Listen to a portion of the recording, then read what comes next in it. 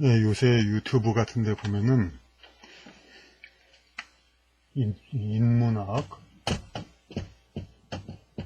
인문학을 예, 강의하는 곳이 많습니다. 근데 이제 거기서 이제 일부 이제 강사들 얘기는 인문학이란 거, 그냥 특히 철학 같은 거, 이제 아무나 그냥 그 이제 좀 이제 남들한테 좀 지식이라든지 그런 거 그런 거 보이기 위해서, 그러니까 아무나 이제 쉽게 공부하는 걸로만 안다. 그런데 상당히, 그러니까 이건 다 전공이다. 이런 거를 강조하려는 경우가 있습니다. 그러니까 인문학 전공자를 갖다가 어떤 이제 그 사람은 다 제 역할이 있고 자기 나름대로의 그게 있는데, 그것을 분야가 있는데 인문학 전공자를 그 아무나 다 할 수 있는 것처럼 이렇게 보는 그런 거에 대해서 불만을 갖는 그런 경우가 있습니다. 인문학 전공자가. 물론 이런 것은 뭐 근래에만 생긴 게 아니라 원래 오래된 얘기입니다. 심지어 헤겔도 그 자기의 철학을 통해서 이 구두 가죽만 있고 그러면은 갖다 주고 가죽과 칼과 그걸 갖다 주면은 구두를 만드는 게 아무나 할 수 없는 거란 걸 사람들은 인정하는데, 철학은 아무나 뭐 할 수 있는 것처럼 얘기한다. 이런 거에 대해서 불만을 얘기합니다. 그리고 뭐 지금은 어떨지 모르죠. 문송이라는 문과라서 죄송합니다라는 얘기가 했었죠. 물론 여기서 말하는 문과는 이제 오늘 법대 경영대는 그건 포함 안 되겠지만은, 그러니까 그런데 이런 것들은 이제 오히려 이 말은 그러니까 마치 무슨 문과 전공을 대우하지 않았다는 것에 불만을 품는 것 같은데, 이것은 그 맞는 말이 올바른 이제 불만이 아닙니다. 이것은 여기 제목처럼 인문학은 상식입니다. 상식이 돼야 됩니다. 국가의 문화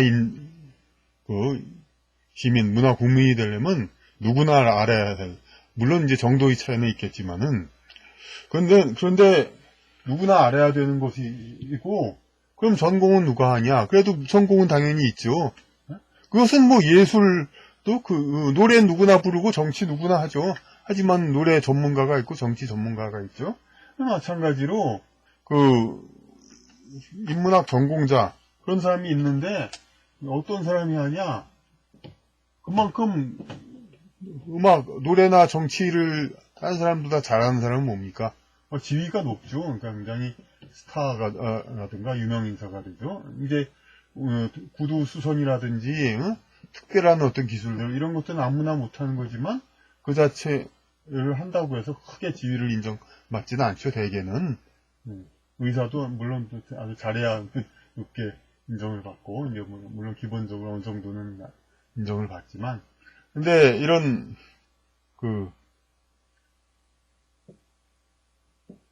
이쪽 이제 그러면 이제 노래나 정치 같은 아무나 할 수 있는 거를 남들보다 잘하는 사람은 그만큼 더 지위가 있는 사람이고, 그 지위는 아니지만 인문학도 마찬가지입니다. 남들 다 해야 되고 해야 될 거를 전공하는 사람은 그만큼 뛰어난 사람이라야 되는 겁니다. 그러니까 이제 유명 가수나 정치인 아무나 안 되듯이. 그러니까 전공은 그야말로 인문학 전공은 보통 사람 아무나 하는 게 아니라 요새 유명한 진중권 씨 같은 그 정도로 특별한 사람들, 그러니까 어떤 이야기 자체 말 몇 마디로도 사람들을 이제 어떻게 이제 끌 수 있는 그런 사람들이 하는 거지. 아무나 보통 사람들이 해서 당연히 취직이 당연히 안 되죠. 상식을 좀 전공했을 뿐이냐. 보통 사람이. 저희 경우도 이제 대학 입학할 때 제가 이제 이런 과연 이제 문학, 철학 이런 걸로 살아갈 수 있는 수준의 사람이 될까? 그런 것에 대한 자신감이 없기 때문에, 그렇기 때문에 그냥 이공계 이런 데서 생활이 어느 정도 비교적 보장이 된다는 그쪽으로 시작을 한 겁니다. 이제 그러다가 나중에 자기 이제 길을 찾아서 이제 조금씩 바뀌어 왔습니다만은, 그러니까 이런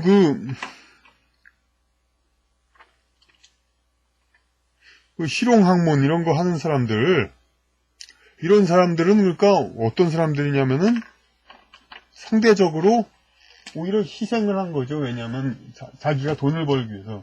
그러니까 그 의학까지 포함해서 공학, 농학, 뭐 생물학 여러 가지 이거는 인간의 그 교양 쌓고 자기 스스로 사고력을 높이고 이제 그러기에는 직접적으로 그러지 않습니다. 그러니까 이 사람들 이제 공학, 생물학 이런 걸 전공한 사람들도 다 인문학을 공부해서 자기 소양을 길러야 그렇게 되는 겁니다. 그렇게 해서 자기를 끌어올리고 그래야 되고, 물론 이제 이 특별 전공에서도 나름대로 어떤 진리에 대한 철학이 있기 때문에 이것이 도움이 되겠죠, 인간. 하지만 이 인간 인간 양식 전반의 중심이 되는 그 인문학은 누구나 이제 봐야 되는 겁니다. 그러니까. 그래서, 근데 지금, 그러니까 인문학은 특정 전문인의 것이 아니라는 거, 이런 걸 다시 강조하고요. 그런데 특히 또 요즘, 물론 다른 학문도 원래 전문인과 그렇지 않은 사람들과의 폭은 되도록 좁혀야 됩니다, 이게. 전문 용어들도 이제 사람들이 다 알 수 있게 그렇게 해야 되는데, 제가 누차 강조했듯이 우리나라는 그렇지가 않죠. 전문인과 일반인과의 격차가 상당히 큽니다.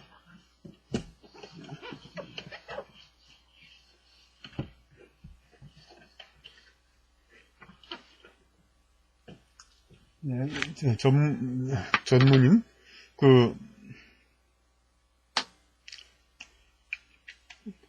가령 의사는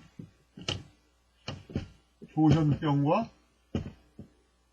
조울병, 의사들은 알죠. 맨날 공부했으니까. 하지만은 일반 국민은 모릅니다. 그러니까 비슷한 말로 생각하죠. 네. 법조인은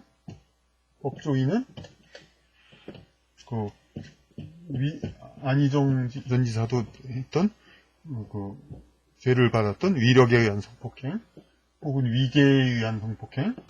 법조인은 압니다. 이게 뭐가 다른지. 하지만 일반인들은 알지를 못하죠. 뭐가 뭔지. 위력에 의한 성폭행 구분 못하고. 이러니까 어떻게 됩니까? 이런 기초적인 거에서도 우리나라 사람들은 의사나 법조인을 찾아가서 이제 넙죽 엎드려서 이제 자문을 받아야 하니까. 그런데 이제 이런 상황을 이제 이쪽 사람들도 계속해서 유지시키고 싶어하고 그렇기 때문에 계속 이렇게 유지가 되는데, 이것이 이제 근데 마치 또 이런 것이 이런 특정 분야뿐만 아니라 인문학까지도 그럽니다, 지금은. 그래서 인문학까지도 이런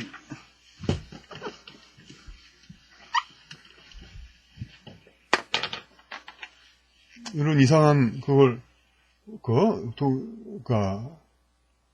일반인에게 전공자가 암호 같은 용어를 쓰는 거죠. 아까 조현병, 조울병,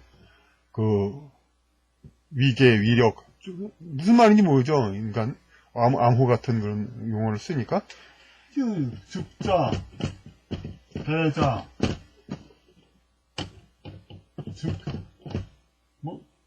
원래는 즉차대자인데, 즉자대자라고 좀 대충 발음합니다. 또 무슨 말인지 모르죠? 그리고 대타란 말은 사상,